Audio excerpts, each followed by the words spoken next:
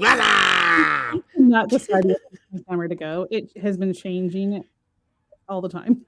It I've was been I've been throwing up last comments. The week. comments have been coming in before the show has even started, so I've been I know, I know. scrolling them Hello, through. everybody. It's so wonderful to see you. What's up? I see What's up? Distance Nerding's in the house. You can see the apparel. I'm wearing my Distance Nerding lid and my shirt, dude. I'm all decked out for You look DN at you all today. decked out. I got my NR shirt. All right, woohoo! And that's a show we have coming up. I am very, very excited about. We have, in fact, we've been booking out like crazy lately. The next month and a half of shows are like all home run hitters. They're all big names, either in the Saber community or in the YouTube community. So I am very, very excited. I can't even get through all of these comments. What's up, Michaela? What's up, James? Graveyard Force. It is so good to see all of you here. Arc looks sponsored, James. I love it. I need like a NASCAR.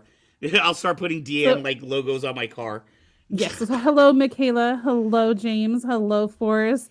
Hello, everybody coming in. It is so wonderful to see you. I am Mezzo, and this is Arc, and we are on Saber Rattle. Woohoo! Woo! This show has been running for over 2.5 years. What are we at? Like episode like. This is 119. This is 119. What's up, Michaela? So we are moving right along. Yes, you do, Graveyard. Yes, and did you have a good week, sir? I think so. I mean, it was so good I can't remember it, man. I survived it. I guess that counts for something. I was in Sacramento today at Toy Fusion, so I got to meet a few people. I got to meet one person I had met 3 months ago, who had came to the booth and then signed up for our Kyber Cave production channel, and then won a Saber that night. So he came back to visit me today. That was very cool. Speaking of which, hi, Michaela. Nice to meet you too. We're only 10 people away from our next Saber giveaway. 10, and Michaela can tell you all about that. Michaela has also been a past winner of a Saber here on our show. Oh, nice. And I've been here since it's been 6 months and 2 days since my first show. Wow. I know. April 28th was my first show. I almost feel like we should get you a watch or something. A watch like with the Kyber Cave logo on it in the background. All right, do we have anything in nerdy news? Yes, we do. Let me cue up my music. That was some fast music. Wait, should I try to like sound all journalist all in the news today? Tales of the Jedi is here. Yes. Have you seen it, Van? I have seen it. I love it very much. I have not. I will not spoil it for you, but you definitely will love them. And the kind of, I don't know, some people may like it, some people may not, but like all the episodes are like 14 minutes, 16 minutes. They're all super short. Oh, that's nice. That's nice and short. Yeah, you could knock out all of them in like an hour and a half. So yeah, that one's out, guys. If you want to find out more information about it, of course, as the usual, I have an article in the description below from StarWars.com about Tales of the Jedi. If you want to find out more, it follows different Jedis and their stories and stuff, including, as you see, Ahsoka Tano is on there, and several others that you all recognize. I see Anakin. I see so many characters on there. Yes. And actually, full confession, I have not watched any of the animated series. Like Clone Wars, you mean? Any of them. Or like Clone Wars, or I know there's more than just that in Tales of the Jedi. Yeah, I haven't watched them. Oh my gosh. Rebels, obviously, and then what was the Resistance. Right, Resistance. And it is a Bad Batch one, or is that not out yet? Bad Batch. In fact, Bad Batch 2 will be out next year. Haven't seen any of those. Michaela says, I finished all the Ahsoka episodes, but I still need to watch the Dooku episodes. Oh, okay, Count Dooku, yeah. Dooku's I know, one Michaela. of my favorite characters. I love that guy. Shame on me. You know, Michaela, okay. Here's my like reasoning behind it is I did not know. I thought they were like kid shows that were separate from canon. And I found out that they're like part of the story. like in like a year and a half ago, and I was like, that is so much to catch up on, and I can barely stay with what's on now. Right. So, And you know, hi Say Wong, hi Matt. I need to find it. I really want to watch it. I have not watched it, but there is a cut out there where what's really really cool. I'm not going to give too much away for you, but I will tell you in the Clone Wars, right? So they did the series on Cartoon Network, and then it ended without a final season. And then when Disney picked it up, they brought back the final season. Well, the last 4 episodes of the final season are tied directly in with Revenge of the Sith. And so what's really cool is as you're watching the Clone Wars, you can see them mention things that are happening in Revenge of the Sith. So it's almost like while Anakin and Obi-Wan are over here, this is what Ahsoka's doing at that same Okay. exact time. And there's an edited version where somebody's actually cut the cartoon and the movie together so that they all match up where it's supposed to be. There's the Yoda Chronicles. Michaela said those are called the Lost episodes. Oh. Oh, that's interesting. Yeah, I did not know it was all canon, and now I've like it's like my brain gets overwhelmed with how many there are to watch. Right. So okay, next in the news. Next in the In news. the news. Guardians of the Galaxy holiday special. Woohoo! If you have not seen it, there's an article down below that links you to that also has a link to the trailer. Did you see the trailer for it? I did. I'm actually super excited It about looks this. hilarious. You know what it looks like to me? It looks like to me if Marvel did a Hallmark movie. I love it. Like that's funny. I like the way that's it. And like Hallmark movie with a little bit of what looks like in this poster drunkenness. Right, right. And you got Kevin Hallmark, Bacon in there. Hallmark So on a night where it lets its hair down. Kevin Bacon's gonna be in it, so it's got to be Yeah, a winner. Kevin Bacon, who's in it as himself. It looks hilarious. Oh my goodness. It actually got me like really excited about it. Just it kind of reminds me in the sense of like She-Hulk when it comes to embracing some silliness. Right. Because I feel like in the MCU we've had so much seriousness for a while. Right. And when She-Hulk came out, now I know a lot of people didn't like it. But the majority of people I knew liked it, or it just wasn't their style of a show. But like I love that embraced fourth wall silliness, all that. I just loved that it did all that. Hallmark with a little too much red wine. I personally feel like my personal take is I liked where they were going with She-Hulk. I think they didn't commit enough. I really think they should have just gone full blown comedy side and just try to make it a whole different aspect of Marvel. And gone with the lawyer comedy side. But I think they were trying too many things, and the writing just wasn't quite there. I think with a different writing team, they might have a better shot at it. So I'm hoping he gets a season 2. I really hope it does. I love Tatiana Maslany. She is adorable, hilarious, charming. She made me love Jen. Like She-Hulk was fun and big and strong and awe, but like the spirit to me was Jen, and Right. so I loved that part, and it made me. And then when Jen got brushed aside, I was like, girl, you want to go have some coffee? Like, see, Jen those wants are the to have some aspects of the coffee. parts of it that I thought were good. You know what I mean? Like, I almost think that like some of the action scenes that they had felt too forced. You know what I mean? I didn't like how that because they were such short episodes. I felt like right when we got to something that was interesting, it ended. Right. And I guess in a way that's like good marketing with having you come back to the next episode, but also just felt so short. But especially in comparison to how long story-driven shows have been for years. A majority of them are an hour show with like commercials. Right. Anyway, so that is their Nooner News for today. So if you want to like look more into those items, there are descriptions in the description below. There are articles that lead you to that information.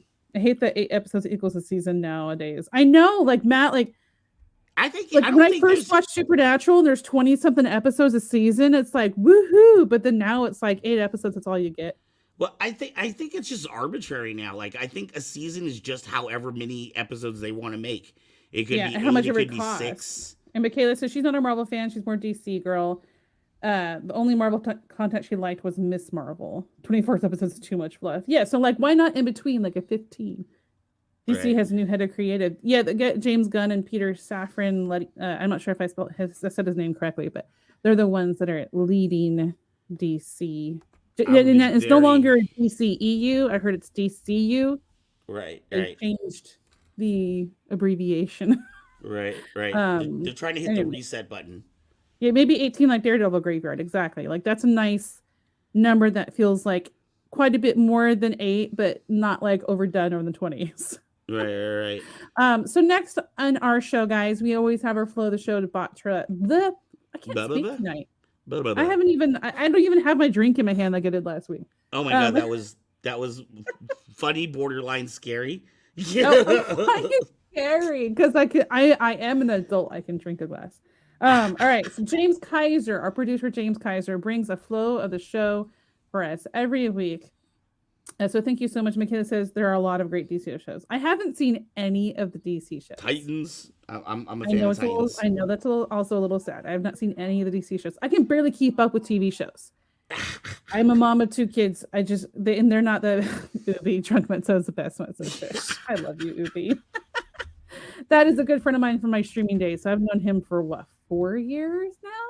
Something like that. Wow. All right. Without further ado, here is our flow of the show, Luke O'Connell.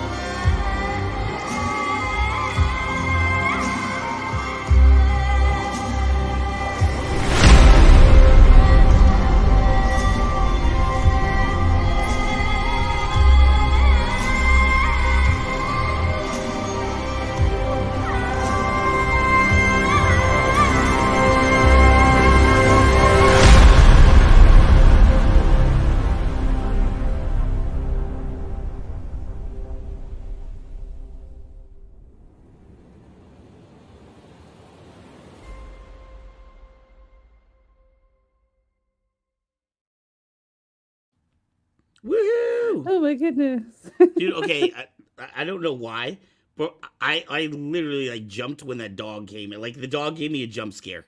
Dog Van, didn't even do okay. anything. He's just strolling Right. by. I was like, oh shit! From Oh, what sorry. I've learned, Van is like he's the person that jumps at scary things. Okay.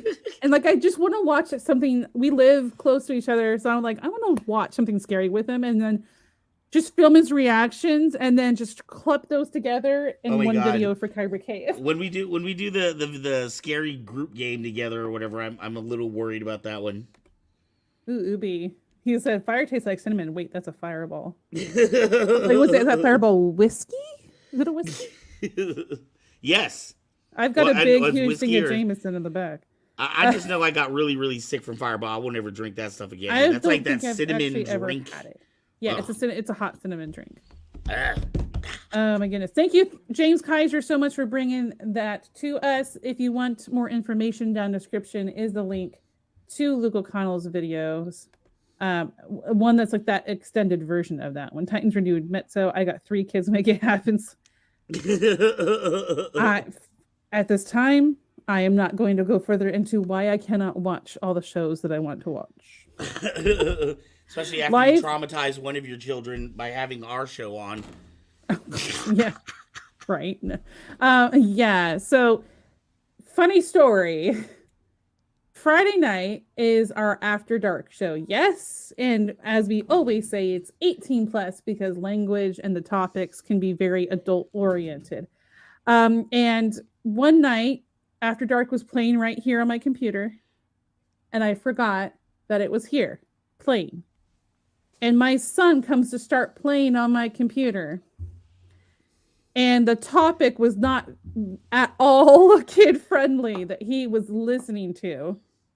And when I was out in the our main area of our house, it clicked in my head, oh no, he's listening to this. I ran here to my office and it was like, oh no, and I walk in and he turns and looks at me. He's like, there's some bad words. Mommy, are these your friends? So for the record, her kids are cute and dorks. They get it from mama. Yes. I know, poor child, John. Poor child. All right. So we have our guest next, sir. Yes, I am very excited about this guest. This guest actually, I kind of met through the way of Michaela, who is one of our viewers. She's on right now. And I guess this is a channel that Michaela follows. Okay, I'll put it to you this way. This last Saturday, I went to, I was on Facebook. I woke up early. I woke up at like 8 in the morning. I wanted to sleep in since it was my one day off. Didn't happen. Anyways, I got up at 8 and I go through my Facebook, and our guest has his own podcast running. Starts at 8, and I was like, you know what? I'm just gonna jump in for a minute, just check him out, see what he's about, so I have a little more information before I go into Sunday's show, and then we have more to talk about. I tried popping in for a minute. I ended up staying there for 2.5 hours, dude. You're like, oh wow, it's 10:30. I got things to do. And I love that you're having him on, because as someone who is also themselves, I'm chronically ill with a genetic condition, so it's something that, in a sense, hits me on a different level too. So I think it's really cool. You already know, but some of the other people on this channel, we have an exciting announcement coming up that will probably be announced during this interview. So with no further ado, please give it up for Mr. John Holtz Revel from AbiliTV. Woohoo!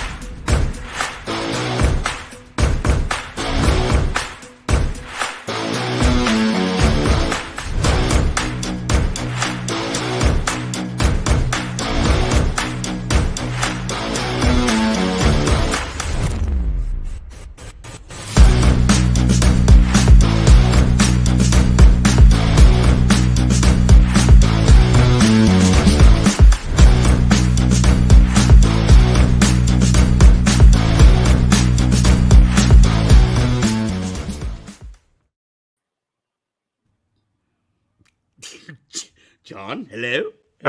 Hello? They say this is Kyber Cave? Whoa! Is this the right place? I feel like I'm going into eternity. What's up, man? Where are you? Oh, you're in the top corner up there. Hello? I'm over here in this room of the cave. Oh my gosh. Where is this room? What is this? You got Where'd you guys special put me? effects and stuff. Hang on. We're going to fix this. There we go. Whoa. Is this another room? Hey, this looks like a familiar room. Hang on. I know where the light switch is. Hey. There we go. It totally looks like you're in a space shuttle, dude. Hey, you guys. Thank you very much for having me. Oh, yeah. How's your night I going? know how much this means to me. I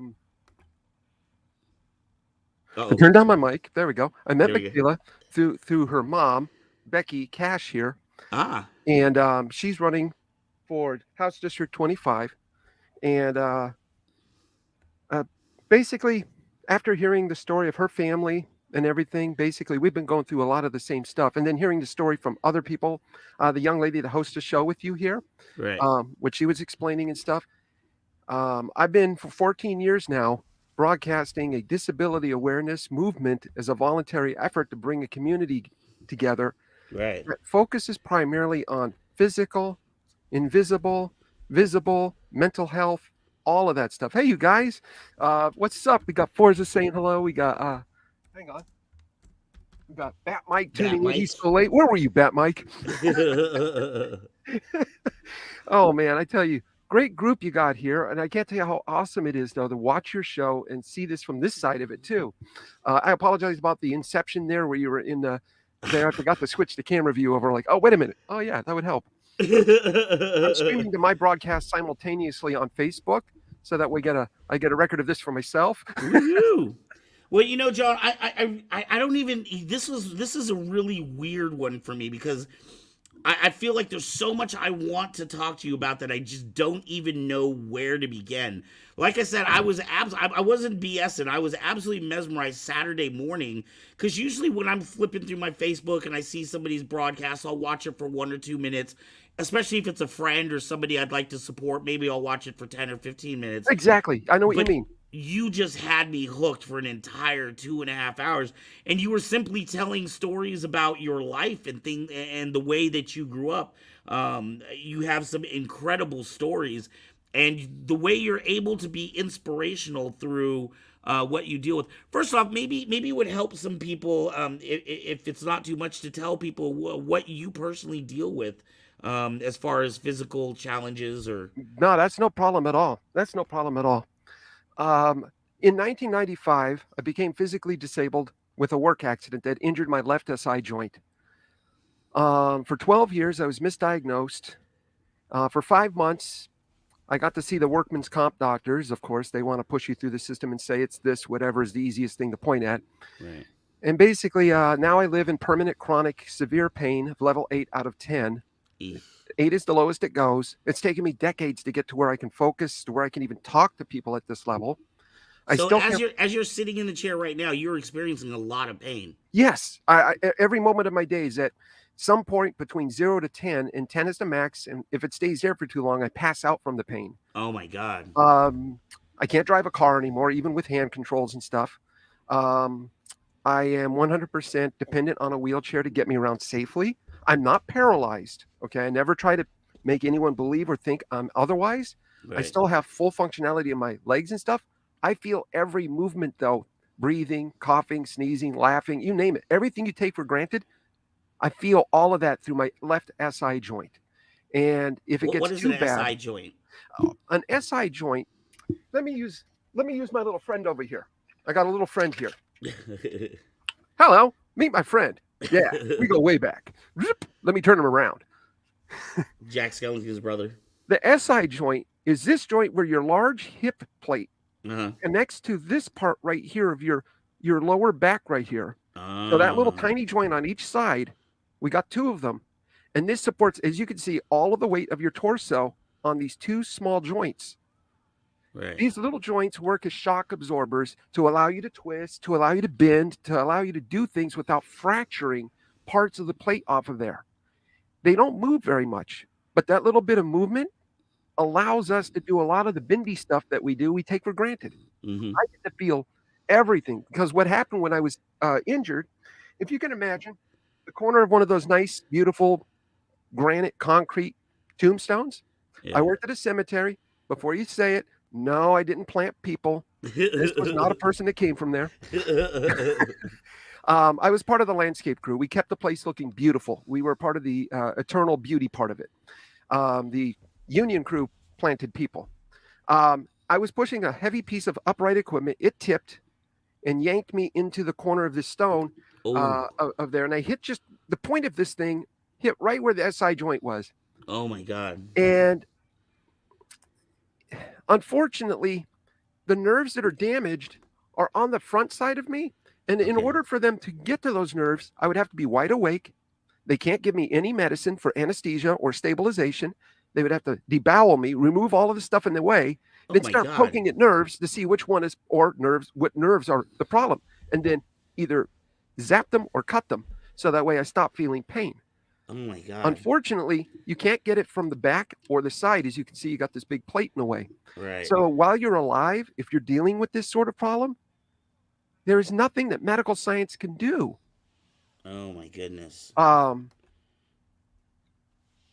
Yes, nerve ablation. That was the very last thing I had physically done to me was a radio frequency nerve ablation, which took a long needle, about 13 inches long, an actual sheath that went in. And then the doctor placed the probe in through that. And I watched it on this live screen and he was like, "You're watching this?" I'm like, "Yeah, this is the most cool thing I've seen." And he would go in and the first nerve he poked, went straight down my leg into my toe. I'm like, nope, nope, not that one, not that one. Instant level 10 pain when he did. But when he took it out, it's kind of like if the best way I can describe this is to use a visual. Here's the raw nerve. It's displayed. Here's the sheathing over the nerve. Okay. So my nerve is in there. When my injury took place, the nerves started to grow back, some of them, and they went through the new opening that was created by the little bit of space that bump created in between the SI joint and that other piece. Right. The nerves started to grow through there, I'm guessing. Now the sheathing and the soft material, the cartilage that's inside our knees and our back and stuff, well, is also in between the SI joints. And what happens is it's constantly touching the sheathing of the nerving. It's like somebody walking up to you and giving you a really firm handshake. It hurts like a son of a gun while you're shaking the hand. But then as soon as you let go, it starts to calm down. The problem here is the handshake never stops. It's constantly being touched and squeezed. And when that nerve shifts a little bit and locks in place, I can go into level 10 pain like that faster than you can blink. And my left knee will fly up. My upper body will curl into the fetal position simultaneously. I've broken a keyboard with my face. The 2 times that I was driving a vehicle, thankfully, both at stopped positions when it happened. My knee got stuck underneath the steering wheel, and my face was pinned into the steering wheel's top. And I was like this and I can't physically sit in the proper position to drive a car anymore. Oh my God. So over the years, I've discovered how to design and sit so that way, came up with simple methods to be able to sit to keep my back stable so I can do this broadcast, so I can use my wheelchair, sit on the couch and stuff like that with fewer spasms. But every single night I go to sleep, I get to visit level 10 pain every single day. Every morning I wake up to level 10 pain. I'll pass out for a while, sometimes for a few minutes, sometimes for over 8 to 12 hours. You never know. It's just a roll of the dice. Oh my God. And there's nothing that medicine can touch with this. It will mess with my bipolar. Let me tell you what else I deal with on top of this. On top of this, I got a bucket full of mental illnesses. Some that I learned about when I was a child. When in 3rd grade, I was labeled as severely mentally retarded, unable to learn, unwilling to learn, antisocial, and a few other wonderful labels that they slapped on people in the 70s. At age 19, when I was in the United States Coast Guard boot camp, roughly about a week, then they put me back a week to put it to 2 weeks, I had a complete breakdown there. But the breakdown didn't bother them. It was my active sleepwalking that bothered them. Now, you're out on the water, you're going to go rescue people. I can't be sleeping and doing the things I do during my waking hours, undoing a 5-point harness, walking around on a ship that's possibly rolling over, 40-foot waves. Right. So they asked me to voluntarily leave the Coast Guard. I deal with bipolar, depression, anxiety, post-traumatic stress disorder brought on by my father, anxiety brought on by my father. I'm a suicide survivor.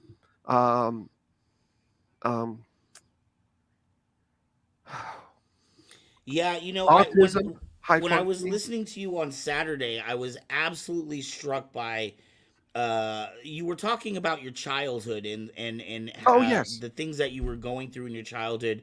You grew up as with your father as a single father. Yes. But that wasn't a good relationship. He was a highly abusive and I hope you don't I'm only saying this because you said this on air. I share this. I'm an open book with this. Right.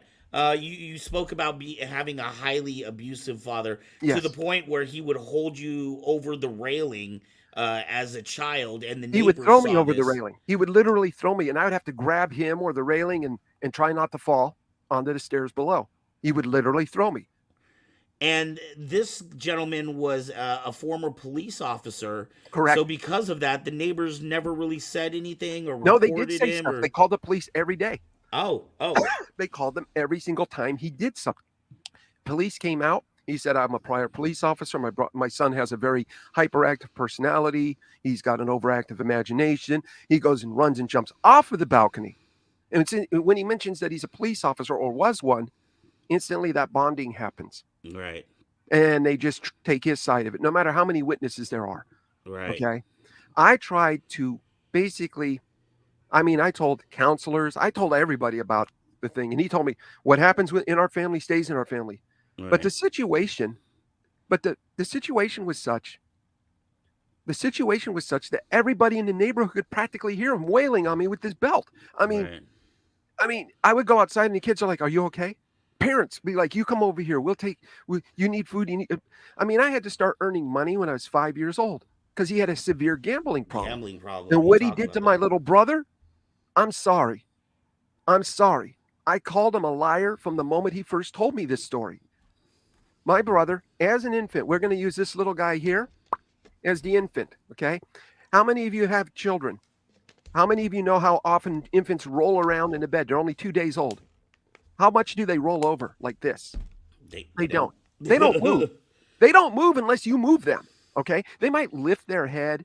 They might move their legs a little, okay? I remember my niece. I watched her be born. It was amazing. My dad claims he was the only person in the room in his police uniform, sitting there in the room with my brother in a hospital bed. And he claims the hospital bed side falls down. Now, these things have 2 or 3 different safety mechanisms to keep them from doing that. You got to lift it up, push it in, and then put it down. So you have to lift it up, pull it out, and then put it down. So it's got several actions for you to actually make this thing do that. He claims the thing just magically falls down, and somehow my brother rolls out instantly and falls on his head. I'm not even a parent. I got 2. Well, I am a parent of 2 in heaven. My brother is claimed to have fallen. If I was a parent, even in my wheelchair, and that happened, I would be over at the side of that crib instantaneously. As soon as I heard that thing go bam, I would be over there, just instinct, and then making sure everything was okay and he wasn't falling or anything. But not my dad. Not my dad. Anybody here know Breaking Bad? Better Call Saul? Slippin' Jimmy? My dad was like that. He was a scoundrel when it came to trying to get money out of people. And I promised myself, I would never take the abuse and pass it on to anybody else unless I'm defending my life or my family's. In 52 years, I've never been in one fight. I'm a huge advocate of you hear about all these mass shootings, all those mental illnesses I have had to live with and cope with. Not once have I ever done a violent thing towards a living being in my life. 52 years, never even been in a fight. Barely a verbal altercation. Why? The noodle up here. Now, part of that's because of the neighbors, and some of it was my dad. He did teach me good things. There were good parts to him, but when he was bad, he was like yin and yang. When he was on the bad side, he was like Darth Vader. On the good side, he was like the rebels. Unfortunately, my dad had mental illnesses. He was born in 1929. No excuse. But mental illness and disability, we got to get rid of the stigma. We got to stop it. There are more people now today with the pandemic that have mental illnesses because that was a traumatic event. Did you know that traumatic events, even non-physical, can change the chemistry and the physical construction of your brain? So where before you didn't have mental illness, you can now suddenly have post-traumatic stress disorder. Right. Okay. Anxiety and various other things. I went to school to become a preschool teacher, and my emphasis of study was on infant, toddler, and special needs. And I remember having to do a report specifically. Everybody had to choose a different topic about different mental illnesses that children can deal with. And that topic I chose to research was PTSD, because where we live next to Travis Air Force Base, and Travis Air Force Base, is the West Coast connection to every other country. So it sure is. Right. So a lot of people that are coming back from wars, that Travis may be their first stop. And a lot of the children of those parents, we talk about secondhand PTSD. That's something that isn't discussed a lot, but it's very, very real. Yes, it is. And people are like, well, what is secondhand PTSD? Well, that's if I experience a traumatic event, and because of the trauma that I experience, my children or maybe people around me see how that affects me, and they're now affected by it exactly. too. A really good example is when I was working at the mall. We had a store at the other end of the mall get robbed, and one of my coworkers quit working at the mall because she couldn't come to the mall anymore. Even though it had nothing to do with our store, it was on the opposite end. She experienced secondhand. Right. So what I and I don't want to depress people. I don't want people to get all down. That's not what we're all about. No, no, no, no, not at What all. I love about you and what I found incredible about you, because you were doing you were showing me crafts and stuff that you had made. You had like a ceiling fan that you had put up. I guess on your show you do different building projects, and we talked about electronics and Radio Shack. What I loved about you was that you had dealt with so many issues, not only in your childhood, but then also physical issues as you got older. But it never stopped you from being the best version of you could be. For 12 years, it did. For 12 years, I was raging mad at whoops, sorry about that. Uh-oh. We got you. I can hear you. Okay. For 12 years, right after 1995, when I was injured, my pain, it was something that I became very hateful towards everybody around me. I mean, I was horrible. I'm not going to make an excuse for it. I let it take control. It took me 12 years to realize I need to work on the attitude. And that's a part of where I get the saying of attitude is one of the biggest disablers of all human beings on the planet. Because if you have a bad attitude, you look at every day like this. I hate Mondays. God, I hate working with the people I work with. I hate going to school. I hate this. I hate that. You're looking for everything that you don't like. So you don't see the things that you're missing. Like Right. today, you woke up. Hey, that's another day that you're here. It's better than Right. 6 feet under. Yeah, I know. You got a tough life. We all do. And here's one of the other things I promote. We all, no matter who we are, disabled or not, mentally ill or not, rich or poor, we all have pretty much equally crappy lives, equally pretty good parts of the lives, and equally awesome parts of the lives in different ways. These things that we experience are called living our lives. That is something that most people think, let's make it a competition. No, let's have a saber battle. Let's make that a competition. Okay. That's Right. something we can do. Let's play chess. Let's make that a competition. But living our lives is an education, it's a journey. It's not something that we should consider, oh, my life is worse or better than anybody else's. We're all humans, right? And you know what happens when we die, right? We all end up exactly the same. We look a lot like this, no Right. matter what color our skin, no matter anything. We all look pretty much the same. We Right. start out the same too, don't we? And here's the funny part. Many people out there will hate other people for things they can't control. Like, Right. I can't control my DNA. I can't control what color I was born as. I can't control where I was born. I can't control any of that. But people will hate me because of things like that. Others will hate other people because of things they can't control. Here's a good idea. Why don't you judge people on the way they treat you? How about Right. that for a change?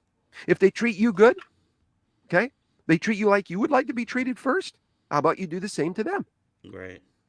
Pretty John, simple. can I ask you? Of You course. said for 12 years you were kind of like just angry at the world, and I can understand. I mean, when you're having pain, it's hard to think about anything except for the pain that you're dealing with. I can't imagine what it's like to have that constantly. How did you get to the point where you were able to have that attitude and realize that you were part of the problem? Um, Was there some special event that happened, or was it just kind of kinda, a kinda. awakening? It wasn't a particular event for a special reason. It was meeting a person, one of the hundreds of people that I would see towards the little over 12-year mark. It was a swim therapist, a water therapist at the Al Siegel Center in Rochester, New York. And she gets me in the water, asks me to walk in the water. I get about 3, 4, 5, 6 steps.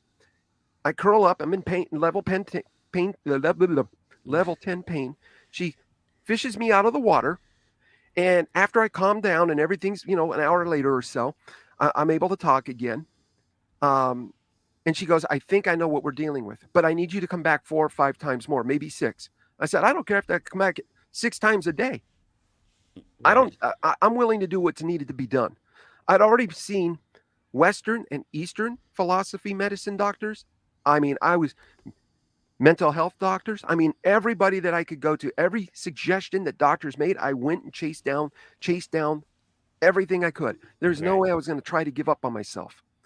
The reason I get that drive and the reason I could drive through a lot of this stuff was when I was 7 years old, because of the beatings of my dad. And when I saw my mother being beaten from, I can remember as far back as 1 year old. We got kicked out of 3 different places because of this. And then he finally kicked her out of our lives when I was 5. But at age 7, I walked across the street. There was no fences, no safety, anything. Walked up onto the raised railroad tracks. They were 12 feet off the ground. I stood on the retaining wall edge there and stepped off. I tried to kill myself. But I woke up several days later in the hospital, and Ruth Mae Foster, my biggest hero ever, she explained to me and said, you were spared. You were spared for something far greater in your life that you need to do before you head off into the great beyond. And I'm like, hey, I'm just a kid, you know. She had already been helping me out a little bit and stuff as I was going along and stuff. And she knew my situation with my dad just as well as everybody in the neighborhood. And thanks to Ruth and all of the various other elders that poured information and tips into me. And these are people from all different backgrounds, different parts of the world, different cultures, different languages. They just poured so much love and so much just important information that while I didn't understand it then, as I would grow through my life and go through things came back to me and I'd be like, well, that's what they meant. Oh, okay. Now I get it. And it's those types of things that I'm trying to pass on in my broadcast today. The other part of my broadcast is I want to tell people about the dream I have. It's bigger than me. The AbiliTV Broadcasting Social TV Network is the name of my movement. It's voluntary right now, has been for 14 years.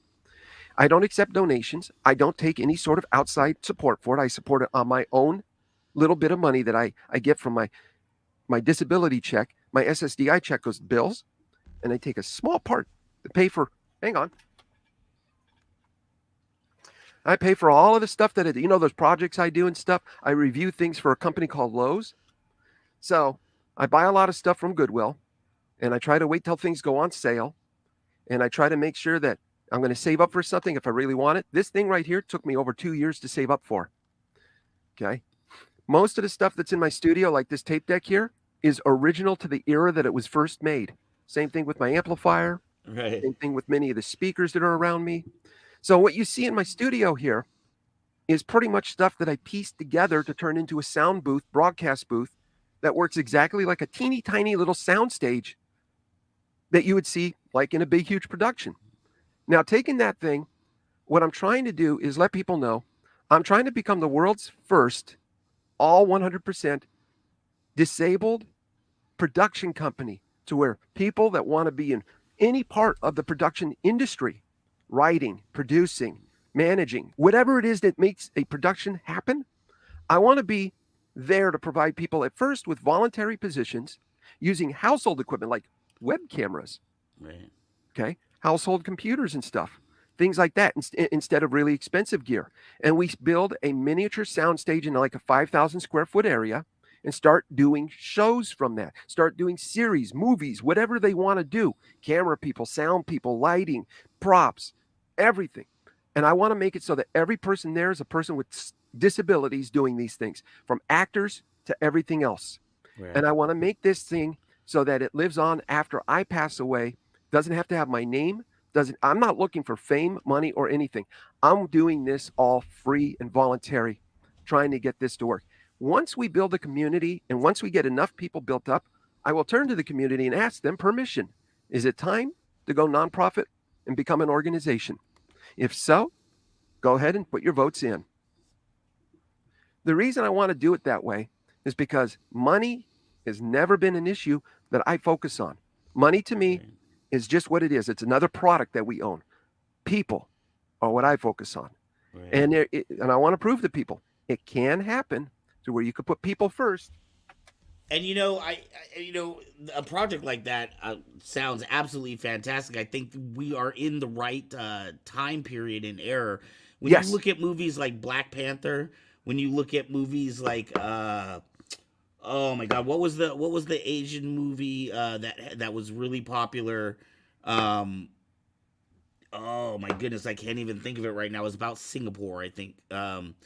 At any rate, it was an all Asian cast, which was something that was pretty much new to Oh, Hollywood I too. can't remember the name of it, but yes, I know what you're talking about. Dang it. Right, but that opened the doors for other movies, and then Shang-Chi became the second all Asian, pretty much all Asian cast movie in Yes. Hollywood Look behind at it. Bollywood and stuff. Exactly. So I think it's time. I think it's really time that we have a cast and crew that is not Crouching Tiger, Hidden Dragon. It No, was not that something one. about rich people. It was something about being Yes, rich. it was about crazy Asian Cra- rich people. Something Crazy like Rich that. Asians. Yes, that's it. That was the one. That was That the was one. the one that opened the doors. Yes, it sure did. It sure Um, did. and so, which first off, I've got to say that it absolutely blows my mind that the camera's been around for over 150 years, Isn't and it? we're just now getting excited about a black cast or an Asian cast. Like, why is this just now happening? Why is this news? Right. It's a part It of should be humanity. so integrated that shouldn't be a big deal. Exactly. Oh, it's just another Asian movie. Exactly. I mean, uh, Hollywood talks about diversity. I'm like, really? You call adding brown skin, black skin, and some Asian diversity? How about right. adding all of the diversity that humanity offers? You got Right. thousands of people that have gone through the same training that are actors with disabilities. Not only could they portray an actor that's able-bodied, let me give you an example. Okay. I'm going to give you guys a really simple example here. If we could make Muppets, for God's sakes, look like they're walking. All right. Okay. We can certainly make it look like maybe I'm going to end up in some horrific accident. And look, doesn't it look like I'm kind of walking? Now imagine since I'm in a wheelchair, I got a built-in dolly, don't I? I got a Right. built-in dolly. Somebody could be behind the scene pushing me, or someone could put me on a rail and pull me with some rope, and they'll just pull me at the same speed as somebody walking next to me. You can have different angles of me, show the legs of the other person walking, give it the assumption that we're both walking through the park, talking outside. And then, whenever my accident is supposed to happen, we show this horrific scene, and then boom, there's John now in the hospital bed. Now he's got to go through the problem of, dealing with going from able-bodied to disabled, if that's what the story is based on. It doesn't have to focus on the disability. Right. So many people think, well, if we put a disabled actor in the movie, we got to focus on their No. Right. What He could happens just be the best friend that happens to be in a wheelchair. Yeah, exactly. I could be It a doesn't supporting have role. to be about being in a wheelchair. Remember Avatar? Okay. I know a gentleman who actually looks like he's a jarhead, built like a beast, and he's a wheelchair user. He could have easily played the role of that character, been authentic, and that's what the big deal is. Let's say we were to put blackface on people and say that's black actors. That wouldn't be authentic now, would it? Right. Okay, that's wrong. Well, when you got able-bodied people pretending to be disabled, no matter how much they try and they make it look authentic, it's still like blackface, but for disabled people. Okay? Right. Do you find that offensive, John? I do in many cases, but however, as much as I dislike it, there are some actors that I do love, like Bryan Cranston when he played that one movie where he was in the power chair. Right. Holy crap, he did a wonderful job. But still, there are actors in positions that could play that role that are really authentic. Right. Okay. Do you think someone like Dustin Hoffman won an Rain Man. Oscar for Rain Man? Yeah. Do you find offense to that, or Dustin Hoffman played a character who's a lot like my little brother.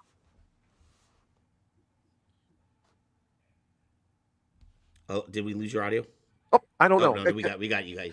Sorry. A lot like your little brother. Yes, a lot like my little brother. He's got autism and he's got also mental retardation.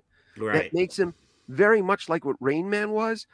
For example, my brother can sit down and play grandmaster level chess, but he can't hold a job.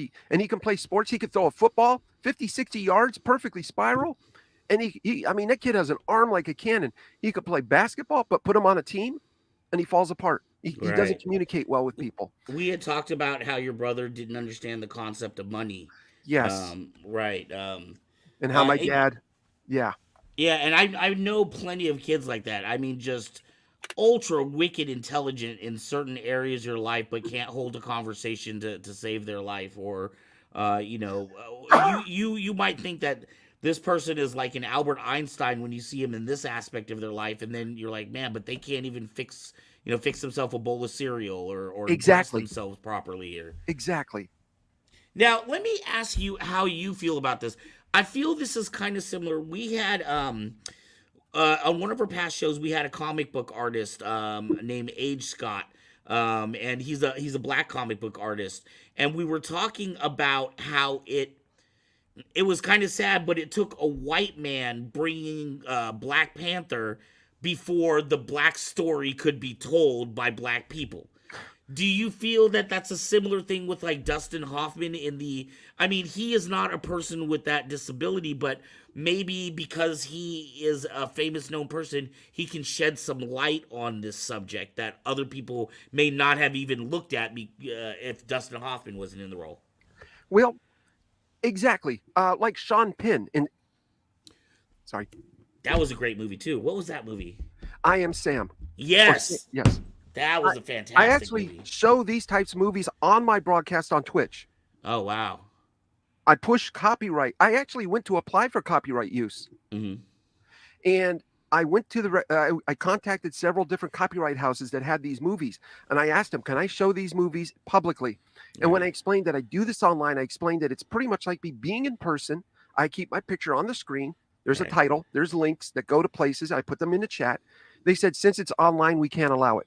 But if you want to show it at your community center, an old person home, on the side of a barn, we can sell you a license for $300 a year. Right. But I can't do this online. Oh, like, really?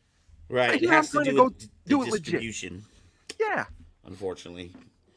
Let me ask you a question, because honestly, and please excuse my ignorance or my rudeness if this comes off that way. Questions are welcome. It's kind of like, when you buy a Ford Mustang and then all of a sudden you're like, oh my God, there's Ford Mustangs everywhere, right?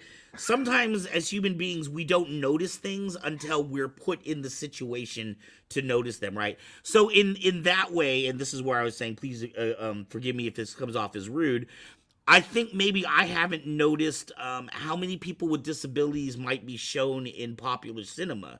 Maybe I'm just oblivious to it because I don't fall in that category, so it doesn't affect me as much.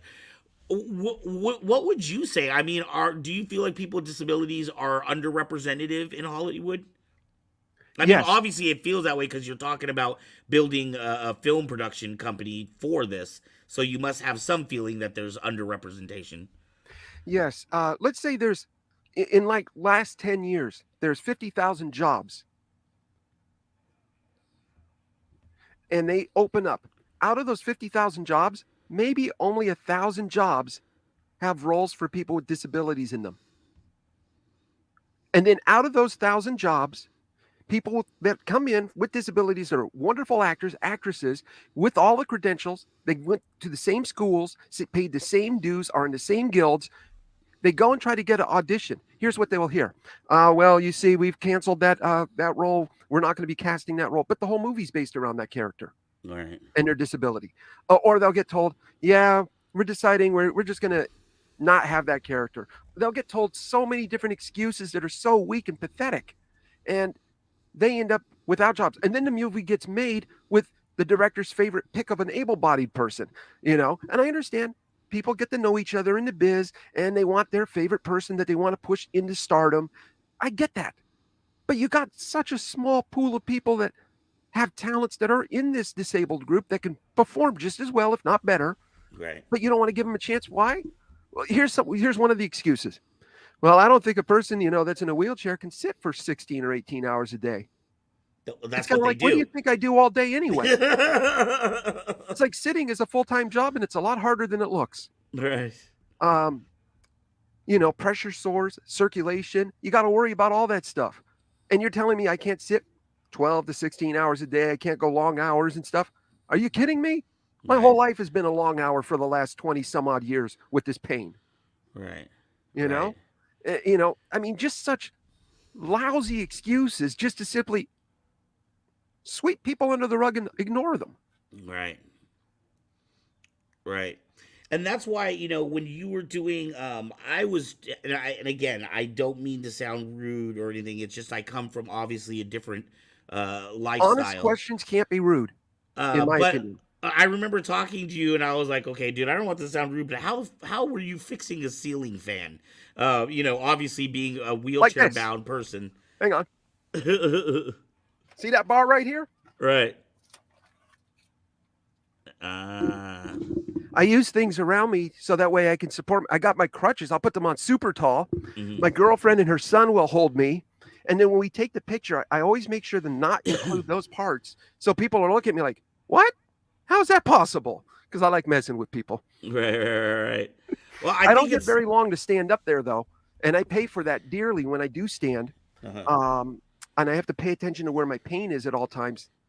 Ah, Yeah, I find it absolutely that was really what attracted me to your show and your webcast was that you're dealing with all of these challenges, and I'll be honest with you, I probably would have curled up a long time ago and just cried myself to death. You know what I oh, mean? Like, I tried that.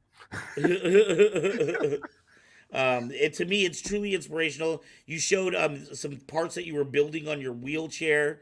You were talking about how you used to love to fidget with electronics at a home or a Radio Shack and things like that. Your whole entire shed, you said that that for people that don't know, he's inside like one of those little mate like work sheds kind of a thing, and he's built his entire studio out of things that he's found from like Goodwill or garage sales or just things that he can get for whatever he can get. And I mean, it is like I said, it looks like a spaceship to me in there.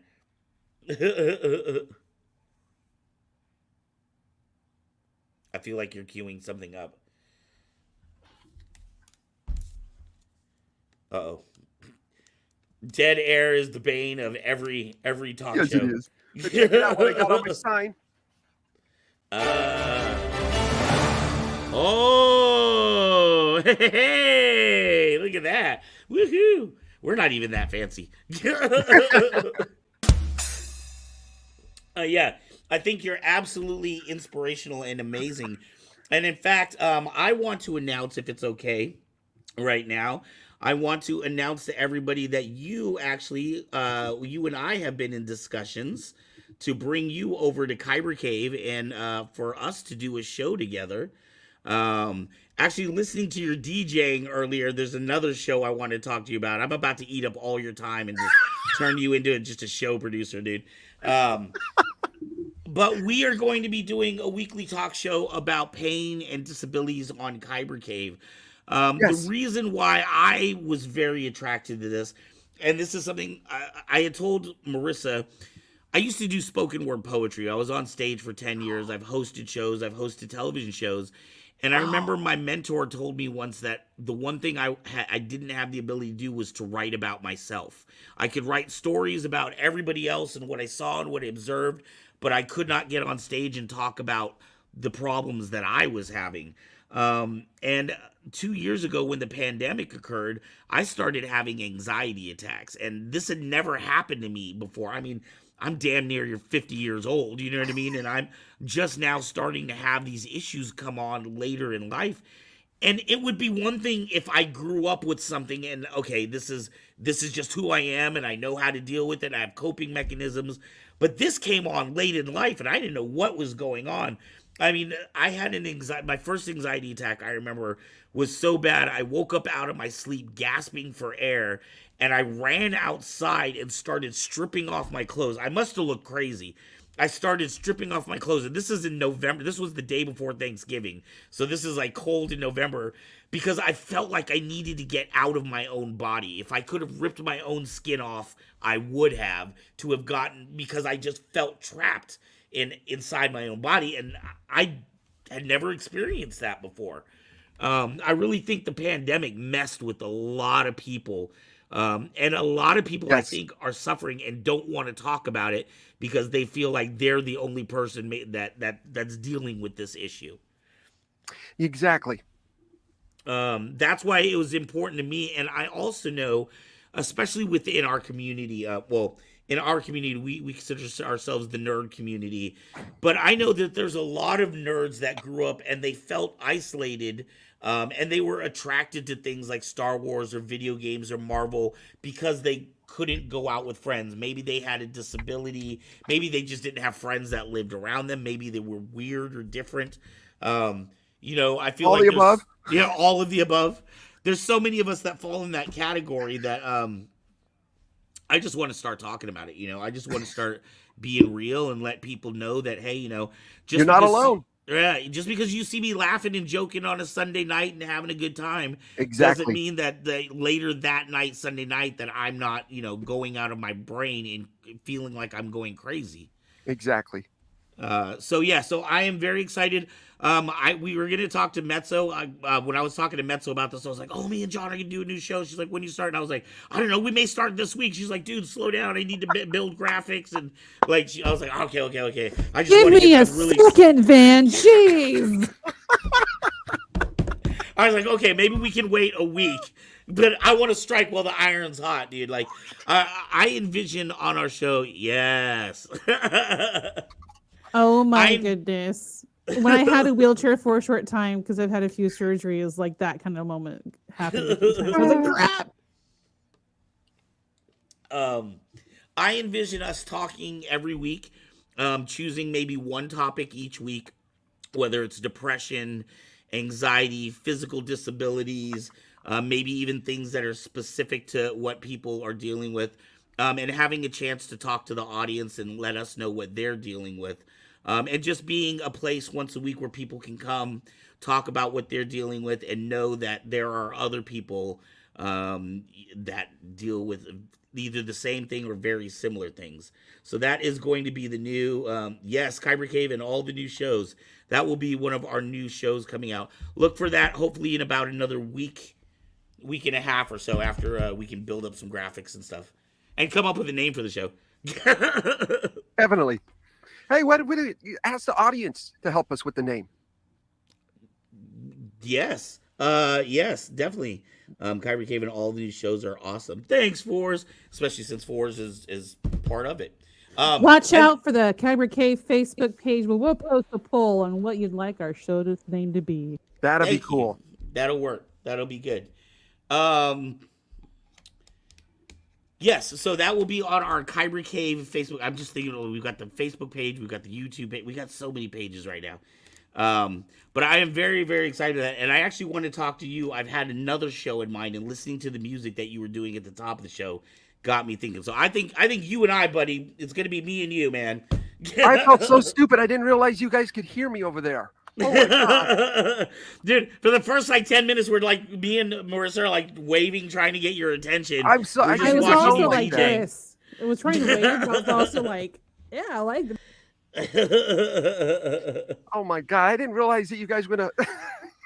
Like, oh shoot! It's all good. We're just happy that we finally were able to get you. So hey, we're man, this segment went by so fast. We're getting ready to come near the end. It did go by quick, didn't it? Yeah, that was 40 minutes. Mezzo is going to have your information about your channel down below. So if anybody wants to find out how to get to your channel or to find out more about you, that information is going to be down below in the comments section. Well, but is there anything you wanted to leave people with, or maybe a thought you wanted to leave people with, or to tell people maybe what's coming up for you within, you say, the next year, 2 years, 3 years, what you have planned for the future of AbiliTV?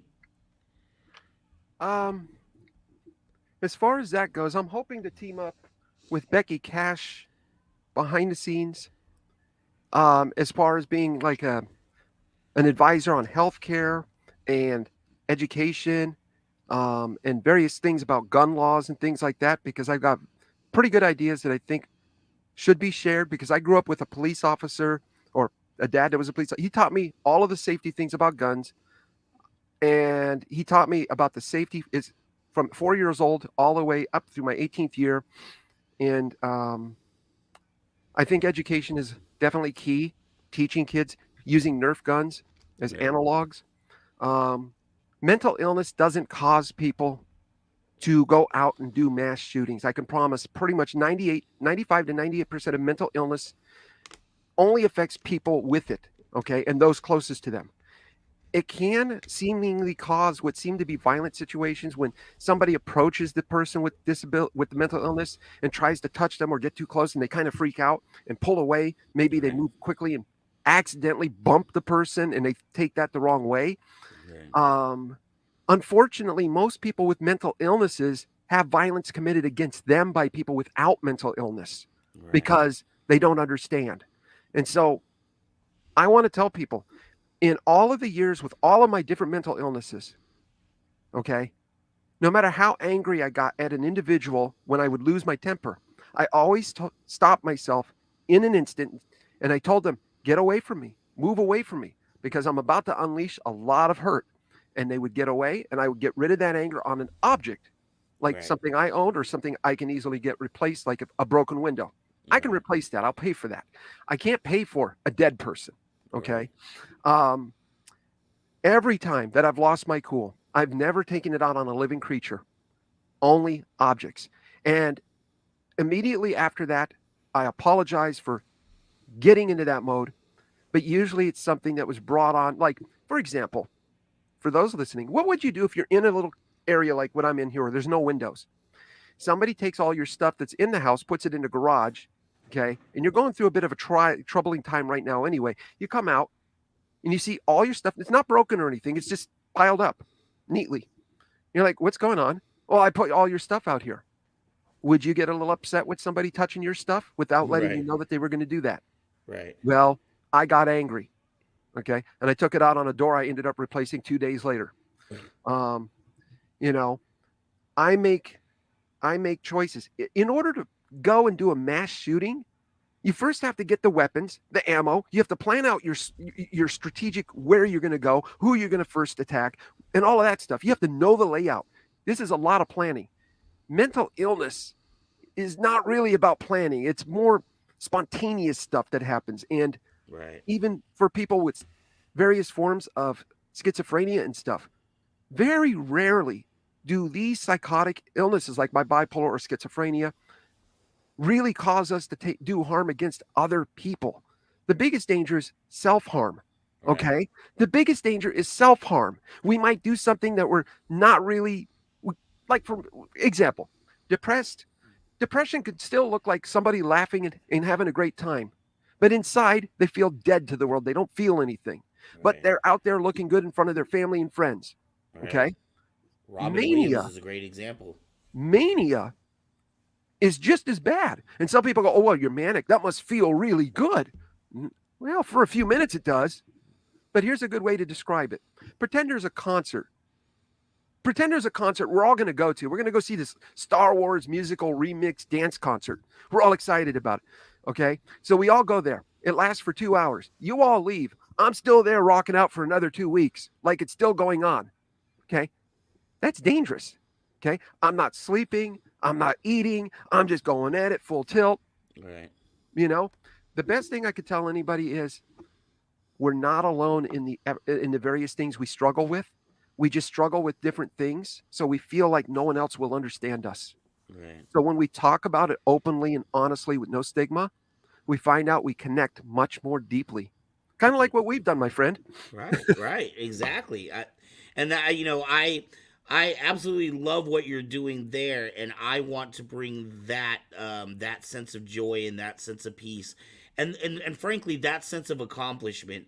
Like I said, you were very inspirational to me because I know I turn into a little girl when I have to deal with pain. So to think that you deal with pain on a constant basis, yet you're still able to put on this podcast and inspire other people. You're still able to do home projects and teach people how to repair home appliances and things like this.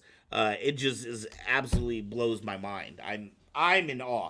I want to be you when I grow up.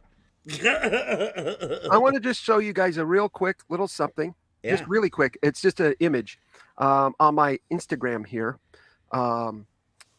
All right, let me switch cameras here. We're going to switch modes to. All right. In my Instagram and stuff, I post things of everyday things and I post things that I do. Here's me helping my girlfriend's son. We Right. replaced a sway bar. We replaced some brakes. Built a box, a cold frame for my girlfriend. Oh, wow. Just here's the outside of my studio. I've reinforced it over the years. It's no longer just plastic. Here's the ramp I first built when we moved in. Oh, wow. And I covered it with this. This was a review for Lowe's, the wood. Right. So that way, you know, here I am installing a fan. What you don't see, how I'm leaning back there. Right. I'm literally leaning against the hands of my girlfriend's son. My crutch is underneath my arm, and I'm trying I'm trying my hardest not to fall down. Right. I'm like, oh God, right. Get the picture, get it quick. I remember seeing this picture, and this was the one that amazed me. I was like, how is he even doing that? Okay, same sort of method when I installed this lamp here. Oh, wow. Yep. Here's what it looks like in action.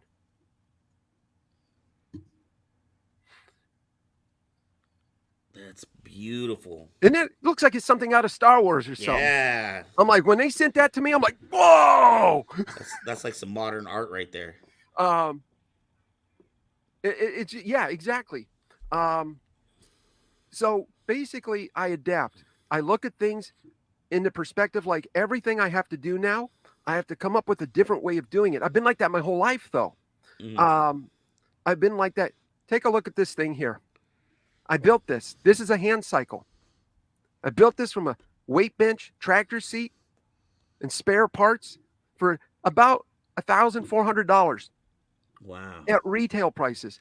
What I was trying to do is build a prototype proof of concept that you can build one of these things. And if I was able to figure out how to get this in front of Invacare and their hand cycle designers and stuff, or Huffy Bikes, I'm sure I can. I'm not looking to make money on it. We need to get you to Shark Tank. That would work. Here's the shed that I built to go around it. That shed is sturdy enough to handle over 90-mile-an-hour winds with no problem. Wow. This is amazing. Well, John, let's. All right, my friend. We're going to save some of this for our show. I feel like we've got so much that we could talk about. I want to talk about a different topic each week. As much as we can, I want to focus in on a topic and talk about it. That will help me. My ADHD doesn't like single topics. Well, I'm hoping that with the audience tuning in, hey, what's up? Let's create.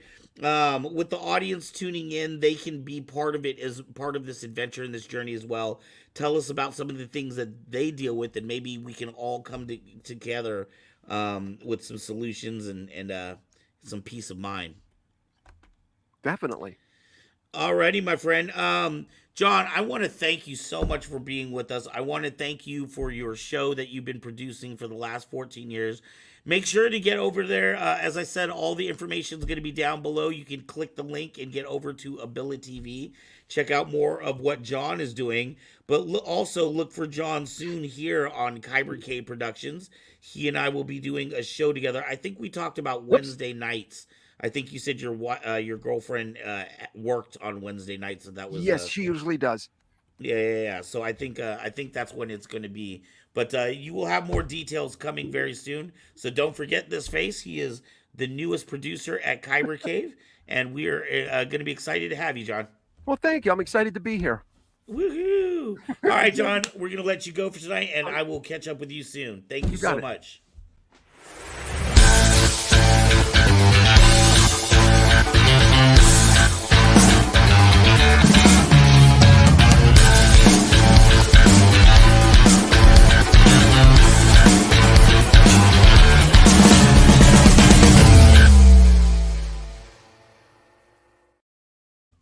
Well, hello. I am back. Hello there. I know I've been like, I developed a habit of popping in, like the peanut gallery, and just coming into like, hey.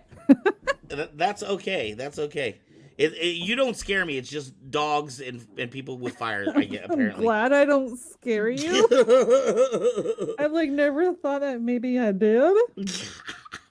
That was really, really cool. There were so many things I was relating to about stuff he was talking about, like the SI joint. I know a lot about the SI joint myself. Right. John says thanks for everyone's comments also. Yes, of course. Hi Kevin. Hello Kevin. And thank you Michaela, welcome back. My left SI joint dislocates every it fairly often, like a couple times a week or so. But my issue is Ehlers-Danlos syndrome, where joints basically dislocate. Oh my God. But like you have a defect in your collagen and it causes issues with teeth and all that kind of stuff. Right. And I've passed out from pain before. Once was live on stream. That sucked. Oh my God. That was like 3 or 4 years ago. I was trying to do a gaming stream and it was like a community night, and so there was a bunch of people I was playing with, and I was like, I just got to get through it. And I was like, I could tell it was about to happen. Like my vision started going. Oh wow. And I was like, I'm be right back. I couldn't even like speak. Oh my God. And yeah, then I was able to turn off the camera, and like you could see me kind of going down, but I turned off the camera and just went like out. Oh man. And then I kind of like my chair swung around, and my bed at that time was like right behind me because it was my setup was in my room. Yeah, you do. And I just passed out. I have friends who have EDS. I have mitochondrial disease. Okay, it's pretty much common for them to go together. Yeah. And that's, a lot of comorbidities with a lot of stuff. But anyway, so like, yeah, I passed out, and then I like shivered for a while. And my doctor had told me it was like my body's flight or fight response to the pain. Right. That it was just that. And then about 10 minutes, I like, it was literally stuck on the Be Right screen, and I had messages from my friends like, are you okay? Right. I was playing with, and yeah, it was the chills. It was awful. It felt like I suddenly became very sick is what it felt like. Right. And so living with an illness where you have a ton of pain, really also is, gosh, there's so much neurological stuff with it too. Like your brain is so focused on pain that you get brain fog, and then you forget things, or things are supposed to be going on, or what someone said to you, because your brain was just so focused on the pain. That's why a lot of the times they try, people, doctors and whatnot will like try to have you use distraction for your pain management. Right. Because it's supposed to help re-engage your brain somewhere else. And then they're telling you it's all in your head, but like that literally is, because that's where the pain receptors go, blah blah blah blah. But everything is all in your head. Everything is all in your head, but it doesn't mean it's not real. Right. Wait, exactly. That felt very Harry Potter-esque. Of course it's in your head, Harry. Doesn't mean it's not real. Just because you're paranoid doesn't mean they're not after you. So that's why like community is so important, because like you were talking about people who felt like they were alone in what they were going through. Right. That's why having community is very important, because you'll find people who relate to you, who know, distraction, it never works. Never really. It can sometimes take the edge off, but it never really helps. So that's why I medicate. So in having people in a community that understand what you're going through, I don't know, it's hard to explain in words how that kind of boosts you up into knowing that you're not alone. Right. Even though in some moments you just feel utterly alone, anyway, so I do try to use distraction every now and then, but more than anything, I use distraction as more like decompression to make the pain itself easier to manage, rather than making the pain feel less. I don't know if that makes sense. Right. Yeah, right, John, to know they are not alone. All right, so which forward. is why I think this show is going to be fantastic. I'm very excited about it. I think it's something that's needed. And I think it is a good fit for our nerding community channel here, because a lot of people in our community are dealing with physical and mental ailments, including myself. And did you see in the comments I had said I have a collapsible cane? Yeah. And I have named him Kanos after Thanos. Right. I did see Kanos. That. Never understand severe anxiety until I got it. Wife helps me helps me as she has it, and I help my dad with his. Oh, that's good. So you're all like building each other up and helping each other, and that's wonderful. That is incredible. Yeah, my cane, I keep it in the car, and I've had 3 foot surgeries, and so I've had issues with my foot. My podiatrist is like, your foot's never going to be the same. I was like, yeah, it's wonderful. Wow. You just learn to manage it. All right, we got to move on. Yes. Wait, before we get to the next segment, yes, I just want to remind people that we do have a Patreon page. You can help support this show and the number of brand new shows that we have. Like just in this month, we've like hatched like 3 or 4 shows just this month. The myriad of brand new shows that we have coming, and you can help support for as little as $1 a month. We have a Patreon page, and at different levels, there's 5 different levels, but at different levels, there's different exclusive prizes that you can only get by being a Patreon member. And it includes things like lightsabers and hoodies and stickers and even lightsaber chopsticks. Stickers. Stickers. I love stickers. And yes, John, I did know that a good majority of YouTubers have mental or physical disabilities. They don't always show it, and part of the problem is there's so much of a society thing about showing your perfect life, right, and not showing their real life. And I think it's hard though, because people will go look at someone who's trying to show their vulnerability for a tough time they're going through, and it goes, oh, they're just doing it for clout. So then it's hard to want to show that. Right. But anyway, so moving on, and we were running quite late compared to normal. So every week, Kevin Hogan, our wonderful Kevin Hogan, who's the producer of our Comic-Con Adventures, he is our convention connoisseur, and he goes out to conventions in the area every week and gives us a report. So without further ado, thank you, Kevin Hogan. Here is his report. Hogan. Hello, everyone. This is Kevin Hogan from Northern California, an episode of California Comic-Con Adventures. On the weekend of Saturday, October the 15th, 2022, Solano Cosplay Gathering had their fall cosplay gathering at the Alamo Creek Park in Contra Costa County. For those of you that don't live near the larger Comic-Cons, hosting your own cosplay gathering at a local park or just local event center is a great idea. Just have a local get-together, meet some friends there, and do some cosplay photo shoots there, have a potluck, and just have some friendly fun there. Also, a good way to get to meet some people, find people with similar hobbies, is going to www.meetup.com. For example, that's what the South Bay Furry Group does there. They have a monthly furry bowling night there. For example, that same night they went to the Cupertino South Bowling alley there. So we got to see a lot of the furries walking around there. I myself there in my big red scarf as Mau Mau Heroes of Pure Heart from Cartoon Network there. Made a lot of people at the Cupertino Bowling Alley happy there, seeing all of us in our fursuits bowling there at the Cupertino Bowling Alley there.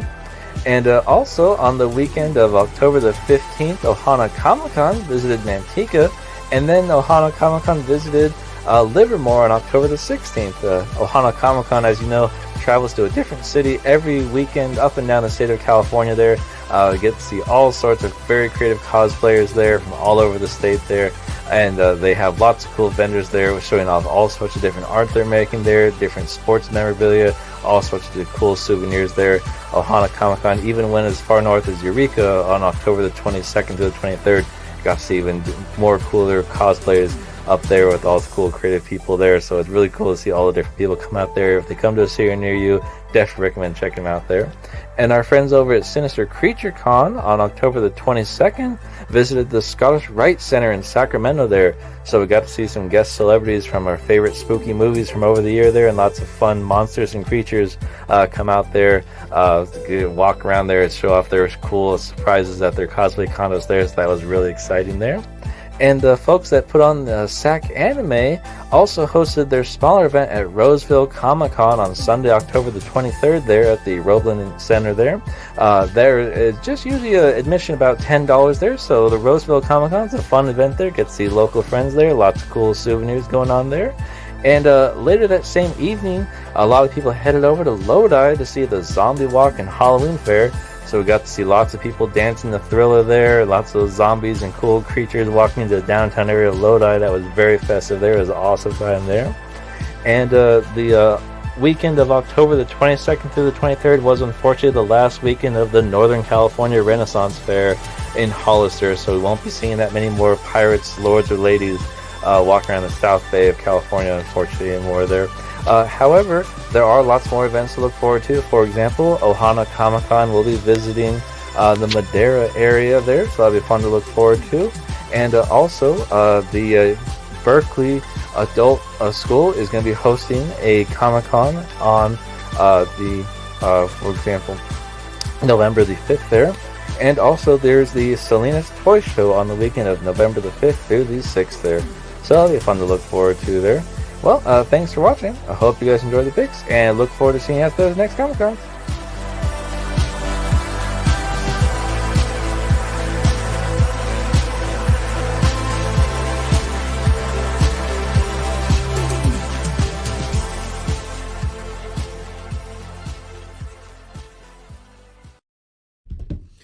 Man, Well, we are very fortunate. Not only do we have Yeah. James Kaiser, who brings us an incredible flow artist every week, Kevin Hogan, I don't know how this man does it. He is literally at 2 or 3 cons every freaking weekend. I am in awe every time. I'm just like, I can't imagine what that man's gas bill is like. You know what I did yesterday? I edited. That's what I did. Yeah. Oh my goodness. Yeah, I edited. That's what I did. All right. Thank you, Kevin Hogan, for that report. Now, before we go, guys, don't forget to check out that on Wednesday mornings we have the Kyber Cave Gaming stream that's at 10 a.m. Pacific. We will be doing Phasmophobia again this Wednesday. Now that we've got our tech issues sorted, last week unfortunately it took 45 minutes to get our tech issues sorted.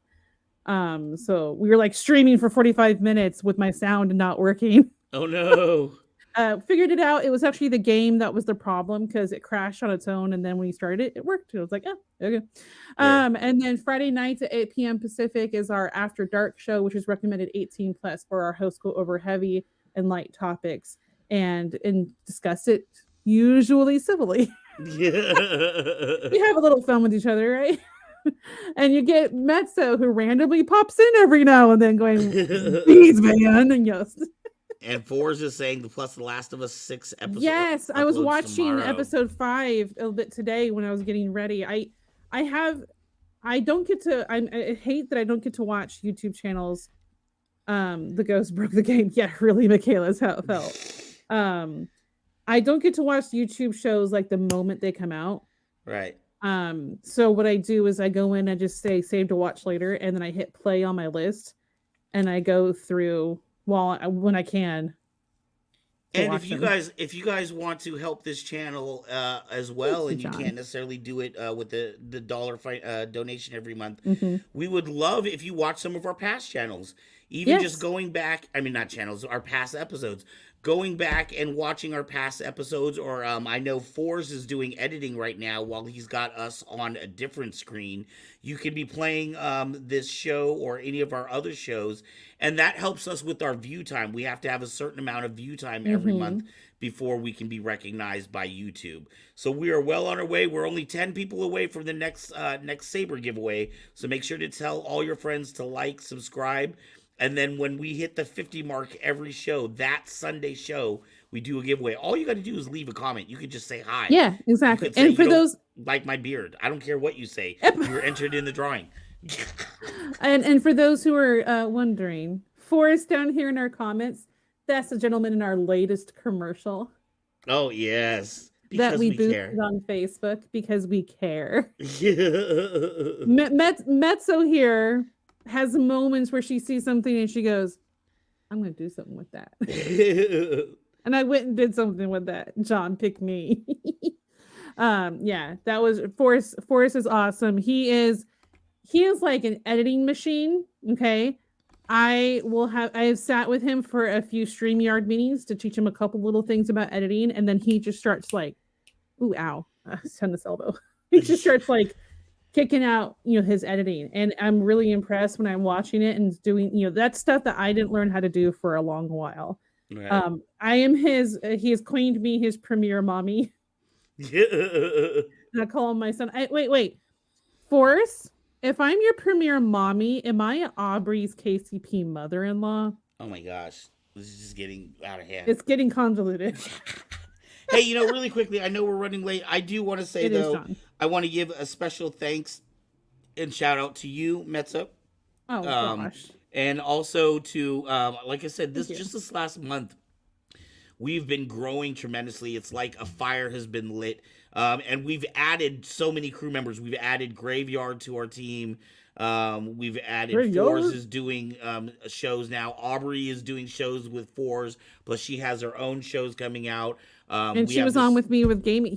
They were both on the gaming channel with me last week, the gaming show. Right, but you got to understand, for like 2 years, it was pretty much me and like one other person. I'd have like a director or like other people. So it's an amazing time for me because it's almost like a brand new rebirth of this channel, and I'm very excited for it. I am. Well, I'm very happy that our mutual friend. Great. I know we're running late, but you'll enjoy this. So last April, right? I get a message from a friend who knows me very well and says, "Hey, do you know anyone that has experience with streaming and editing videos?" I was like, "What do you want?" And that was like April 25th. Right. On April 28th is the first time I met Van in person. I did 3-hour crunch time of editing, doing all the stuff I do here. Right. And that night was my first show. Right. And within it was 3 days, you were up and... within 3 days, I was on my way going. And I've only missed one Sunday since, aside from the one that we both canceled. But that was because I had already had a trip for my anniversary scheduled. So it was just like, next thing I know, I've just on this every Sunday. And now we're doing this together, and it's grown so much. It's so nice to see, and I'm honored to be a part of it. Especially with like you and all the wonderful people that I have met in our community. My premier son, my daughter-in-law, Aubrey, which that sounds so weird in my head to say that. Say it that way. That's so weird.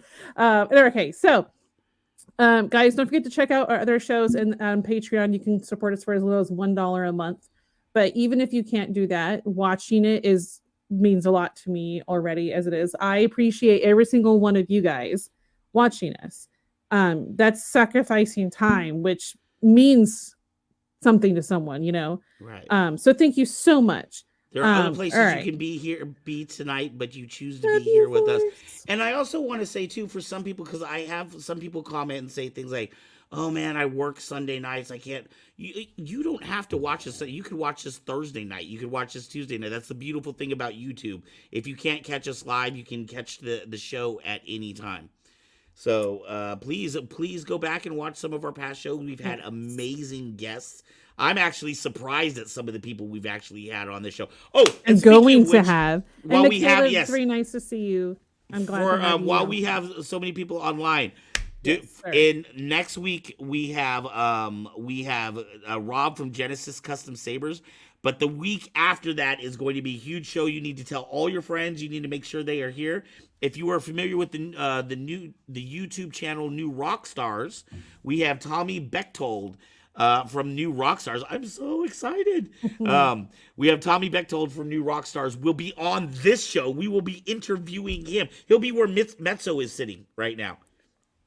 Except for not like literally, he won't be at my house.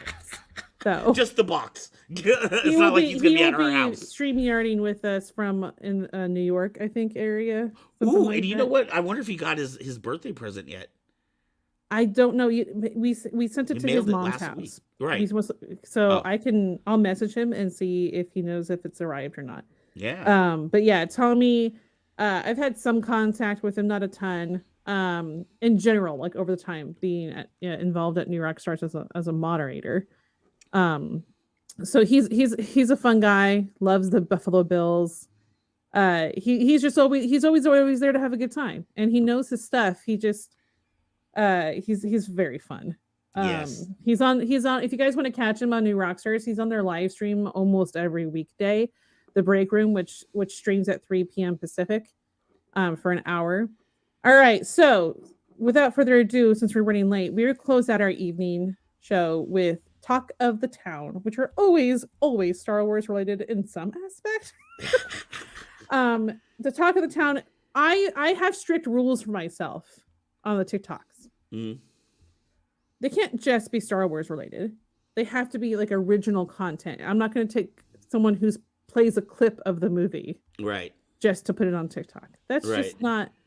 I want to like support people who are on there and stuff. So sometimes it can be hard to find something. So enjoy tonight's TikToks, guys.